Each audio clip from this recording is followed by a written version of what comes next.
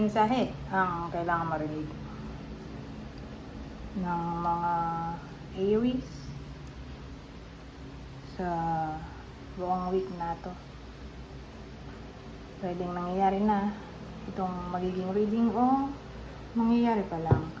Kung hindi man para sa inyo itong magiging reading, edi baka para sa someone na malapit sa inyo o kakilala nyo mismo. Baka may lumabas na gender mamaya, gawin nyo ng energy, masculine at feminine energy. Pwede rin naman na huwag nyo nang pansinin ng gender. Hindi ko masasabi kung anong magiging reading, kung positive ba o negative. Depende sa kung anong mapipick up ng energy. Walang masama kung paano rin ang sun, moon at rising sign, kasi baka alin man sa mga yan ay mag-resonate na sa sitwasyon mo.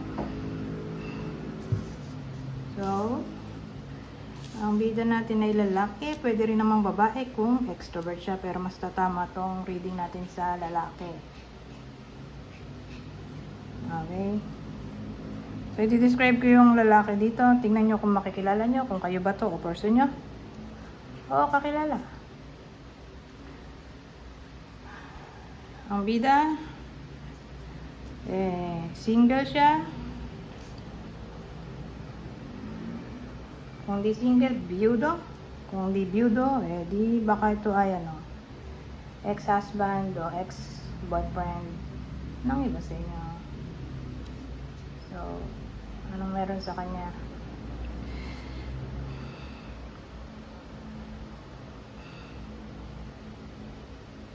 Kasi meron tayong 7 of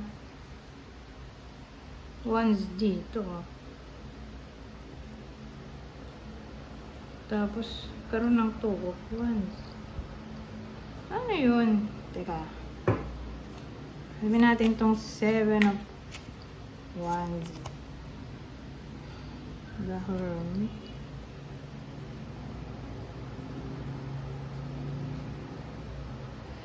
Hindi ko pa rin mag-gets, kaya tatlugin na natin yung clarifier. Dapat isa lang eh. Kasi, hindi ako pwede magtagal. Mga less than 20 minutes lang tong reading na to. Dahil madali mode ako.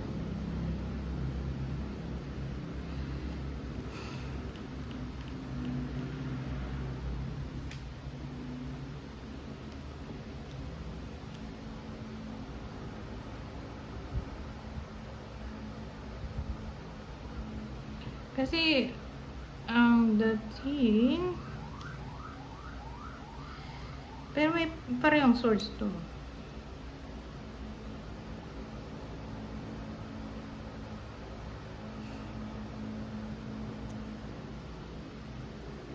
May someone.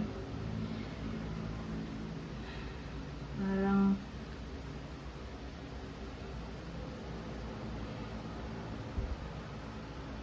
may competition sa pagitan nilang dalawa eh.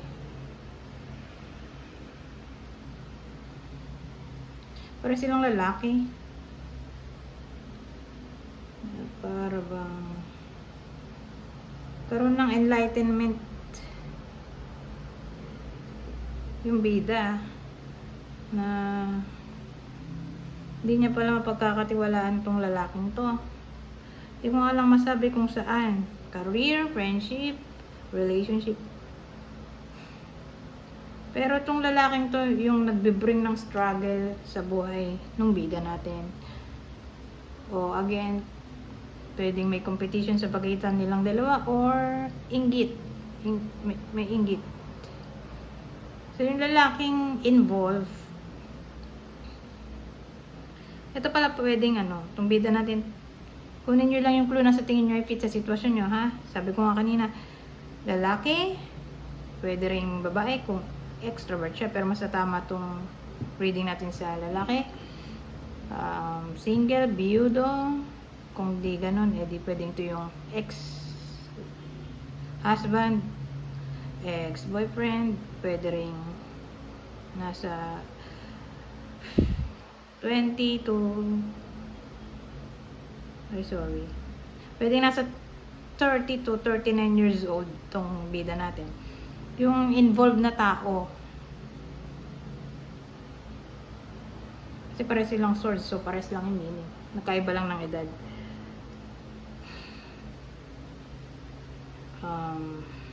ito, mga 40 to. 40 to 30, 40 to 59 years old. Okay? Ito, so pares lang sila kasi pares lang sword. Naiba lang sa age. So probably ito nasa 30 to 39 years old to. Mga 40 to 59 years old o mas bata yung bida dito sa other person. Ito, dito. Sa kapwa niya lalaki. Pero wala akong idea eh. Teka. Saan ba nga nito?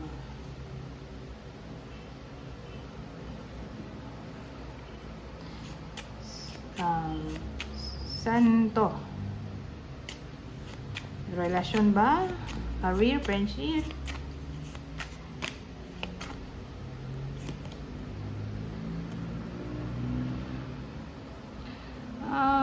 Wolf eh. More like sa ano to?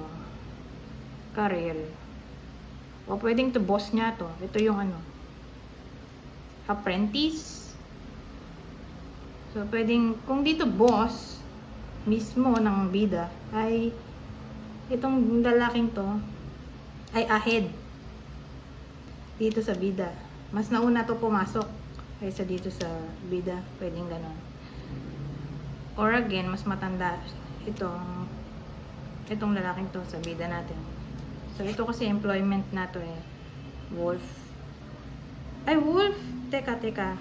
Ang naisip ko ay fox. Iba pala yung fox sa wolf. Kasi dapat dog to eh. Kaya na wolf ang lagay na makita ang ulo ko. Ang naisip ko sa wolf ay fox. Pero dog pala to. Kasi nakita ko 18 eh. Saka ano, loyalty, support, friendship eh. Yung fox eh ano. Deception. Kaya sabi ko, bakit loyalty? Dog pala to. Eh pag dog, someone na malapit sa iba sa inyo. Kaya lang, since malawak yung meaning, kasi pwede rin karelasyon to or anyone na malapit.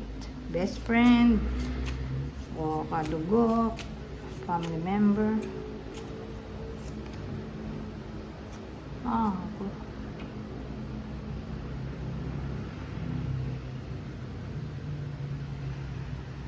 Oh, eto na talaga. Teka lang. Alam ko work card din tong anchor eh. Kaya lang pwede rin siya marriage. So, teka.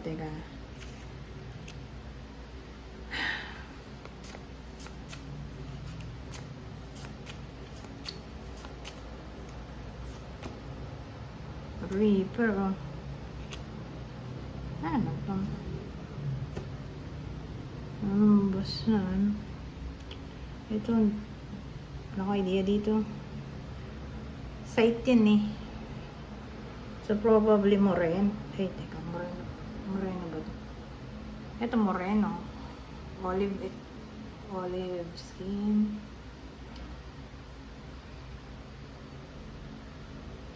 Sino to?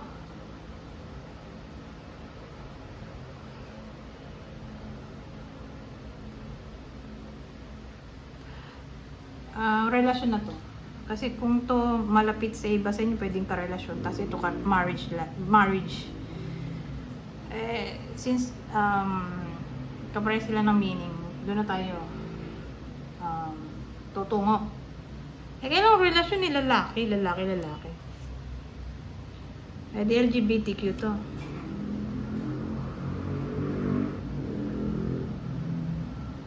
Kailangan marriage. Sabagay, sa ibang bansa naman ay pwede ganun, marriage, di ba? Kung ano, LGBTQ.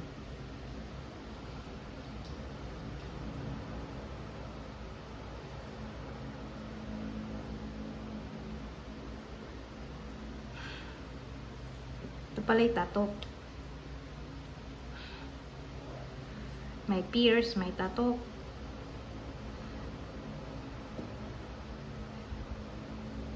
Sino to? Tingin ko LGBTQ to. Man-to-man relationship. O pwede rin namang heterosexual. Alam mo yan. Kung yung homosexual, di ba, pares ng gender. Hetero, magkaiba ng gender. Doon na papasok yung man, woman. Pwede rin namang man, woman to kung pares silang extrovert. Pares silang na-embody yung masculine energy. So, yun yung bida natin magka-relasyon. Kaya lang, single to eh. Pares silang single. Teka, umat na yung ulo ko eh. Diba, single viudo yung ating ulo kanina. Single viudo, ex-husband, ex-boyfriend. Matulog ka.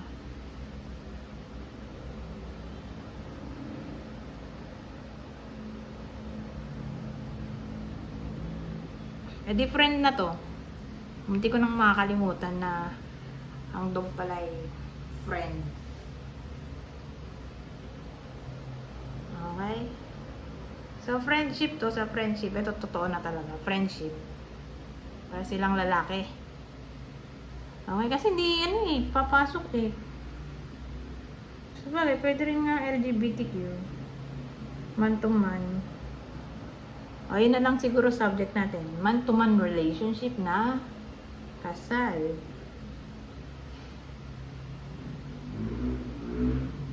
Or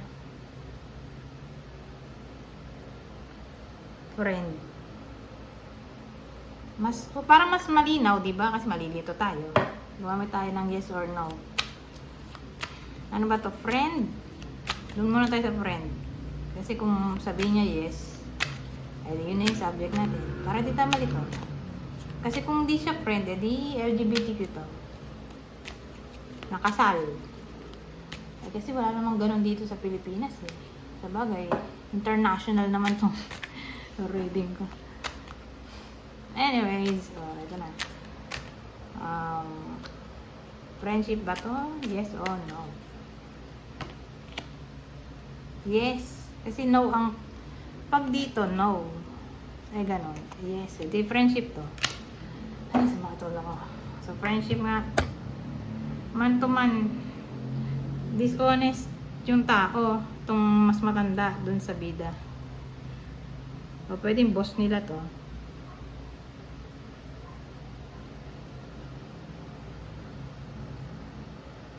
O, anyone na matanda. Pero more like friend na nga lang. Kasi tutumo pa tayo sa career. Di friend na nga lang. Friend na mas matanda sa bida. Parang napag-alaman ng bida na hindi siya mapagkakatiwalaan yung matanda sa kanya. Nakapwa niya lalaki.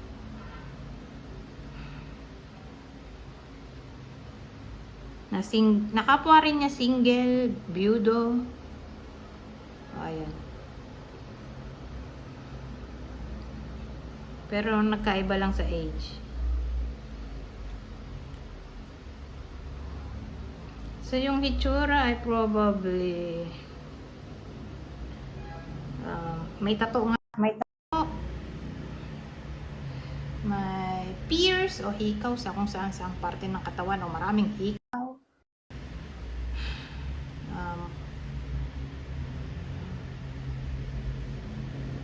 Ano pa ba? Moreno. Olive to moreno. Skin. Olive to tan. Or pwede rin sigurong literal na black.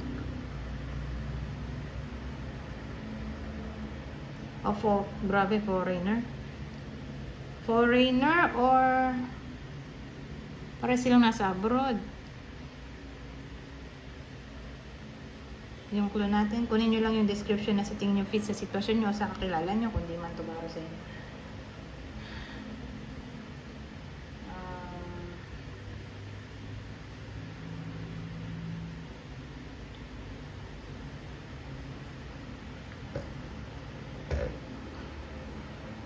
Payat. O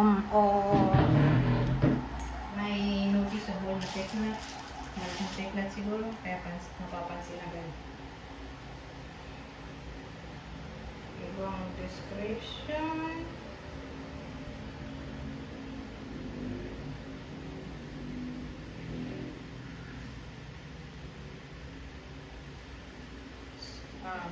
Ito. Pwede ring son or daughter-in-law. So again, kunin nyo lang yung description na sa tingin nyo sa sitwasyon nyo o sa kakilala nyo.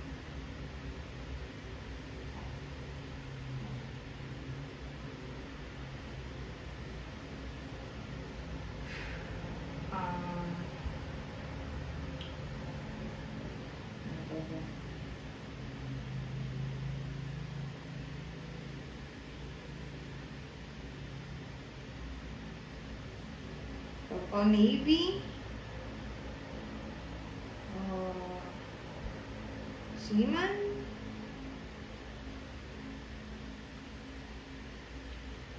anyways,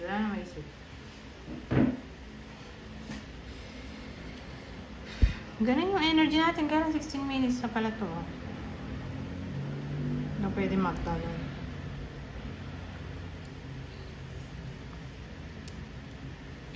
So, doon na papasok yung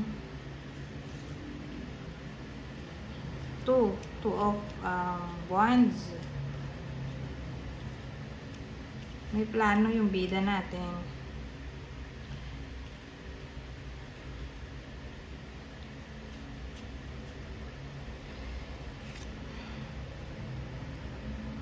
Tapos ito antayin niya mag-grow yung plano niya. Magiging patient siya dito. Ano kaya yung plano niya?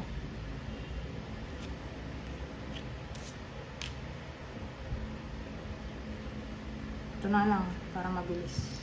May kodigo. Anong plano ng bida?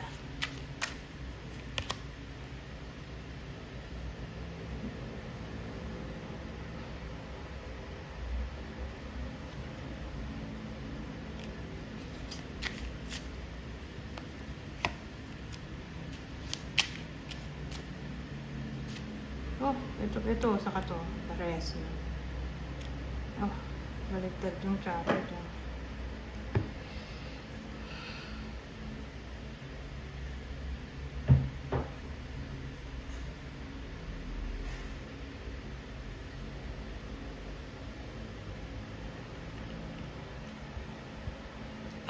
Tingin ko i-let go niya na yung yung friend niyang to. Sad to say.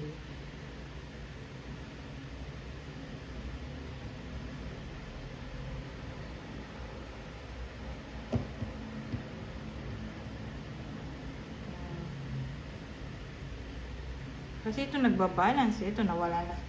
Nawala na yung balance kasi ending na to. Ito kasi parang nakikisama pa siya, pero ito ayaw na. Kasi ito baliktad na Chariot.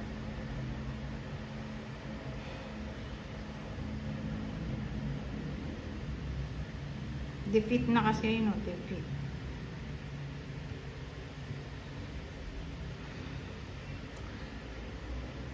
Ano yung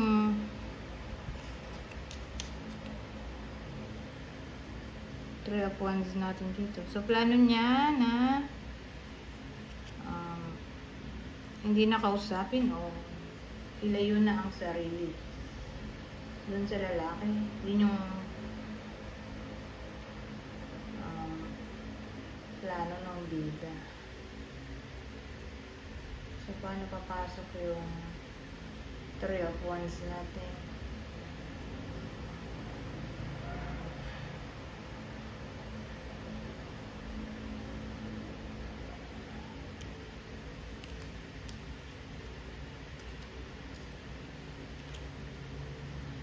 Na para bang nakaroon siya ng new perspective na ganap na lang ng bagong friend.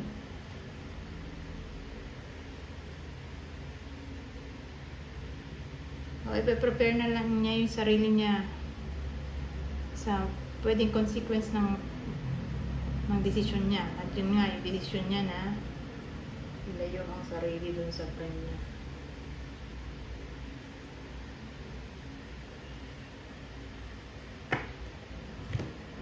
Anyways,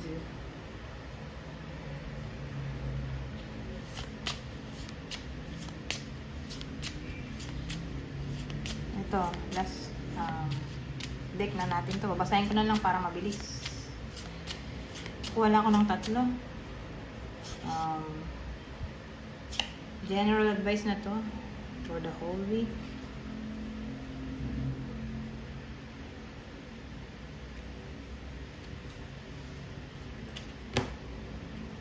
So, sabi, wisdom. Teka lang. Wisdom is your heritage. Seek knowledge and preserve it.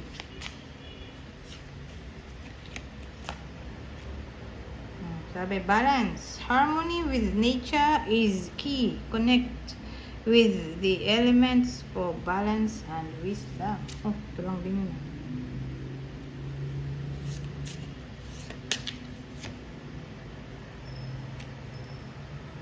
Ang huli, sabi, clarity. Light a candle for clarity. Illuminate the path to your desires. Anyways, hanggang dito na lang. Bye-bye. For